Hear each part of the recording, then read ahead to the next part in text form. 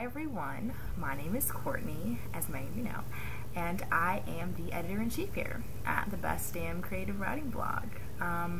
So today, in lieu of a Razzle Dazzle 2.0 post or another kind of post, I thought that I would actually do, oh my god, sorry I'm looking at my computer, a video post. I'm going to update sort of a week in review just about books and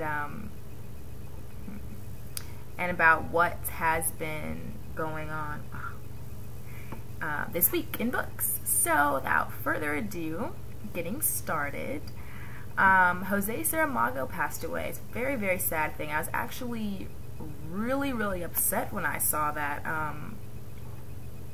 He was just a great writer, just really talented, and you know, it's always terrible, you know, losing somebody as great as he was from the writing community. So that happened, unfortunately. So that's one of the links from our blog. Let's see, what else do we've got here? Ah, yes. So Justin, even though his name is not on here, I know it was him. I know it was you, Justin. I know. Posted a link called Throwback Alert. Remember when Tim Burton used to write poetry? I did not know this, actually, but apparently he did. And let's see, what does this say? The Melancholy Death of Oyster Boy and Other Stories. It's available at barnesandnoble.com. Probably not on Kindle, I'm sure, but that's okay. So if you're interested in that, Tim Burton wrote poetry, just as a general reminder, and throwback alert. Let's see what else. The Nervous Breakdown. Yes, this is a really good link. I'm really happy about. One of my favorite lit collectives, The Nervous Breakdown, has actually written, has actually created a imprint for themselves. I guess they're going to be publishing books now, publishing stuff, and it's always great. And as part of their new imprint, their very first book is going to be D.R. Haney's Subversia, and the book trailer is phenomenal. I saw it on the website when they first posted it, and I did a little blurb about it just because I do not really like book trailers. I don't like to watch book trailers. They're awkward to me. A lot of times they're awkwardly done, awkwardly voiced. It's just a problem.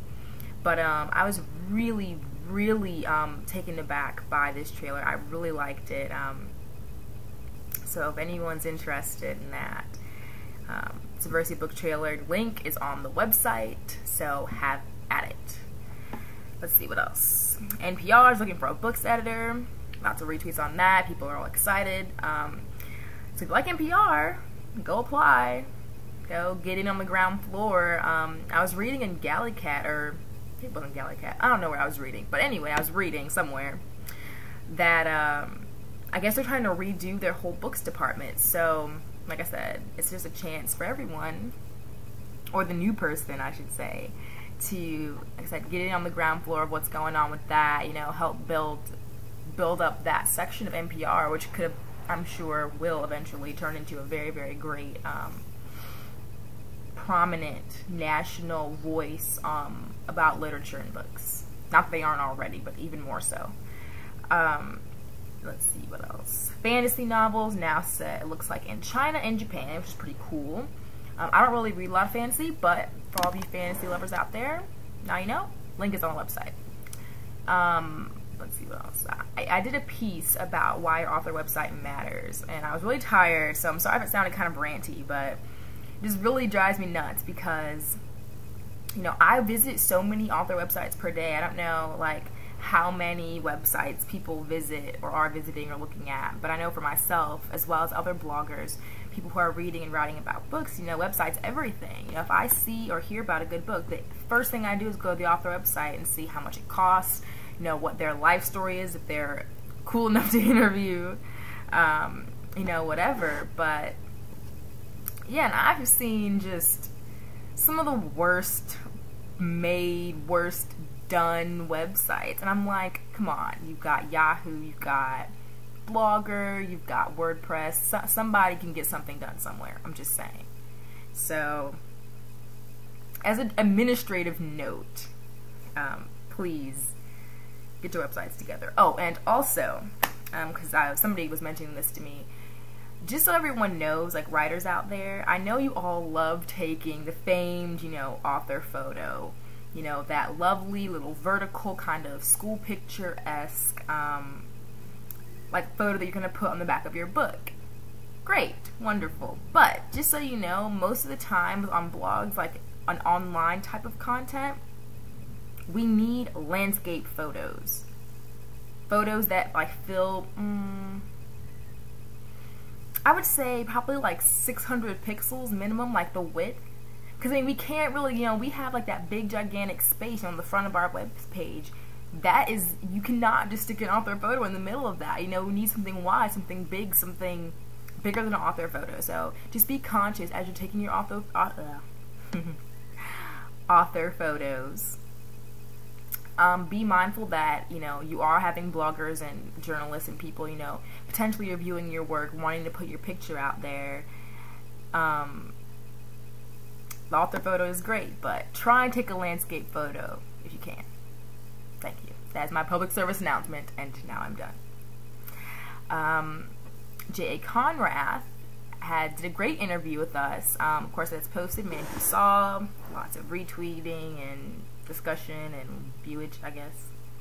So if you want to hear about that, he's a very, very successful self-published author and traditionally published author, which is cool. And last but not least, in these past probably 48 hours, Ellie Kemper got a book deal, and of course she did, because all famous people get book deals. That's all I'm going to say about that. And something I'm really happy about, actually, gay-themed novels for young adults are now hitting the mainstream in a big way, according to the Christian Science Monitor. I'm really happy about that. I'm a huge supporter of the gay community, huge supporter of just diverse literature, and not, trying to hold people back or, I guess, hold everyone into sort of just this, we only read these types of books, or only these kind of books are acceptable. That's ridiculous. So, great accomplishment. Happy that people are becoming more accepting. Yep, and that looks like it's about it. So, yeah, that's all for the week, at least from our site. I hope everyone has a phenomenally lovely weekend. It's a beautifully hot, actually, day here in Atlanta, so I'm sure it's beautiful and hot other places. But yeah, everybody get some sleep, get some rest. It's the weekend. Go out, barbecue, eat, have fun, and read, of course. Take care, everyone, and hopefully, if I'm not doing something insane, I will see you all next week.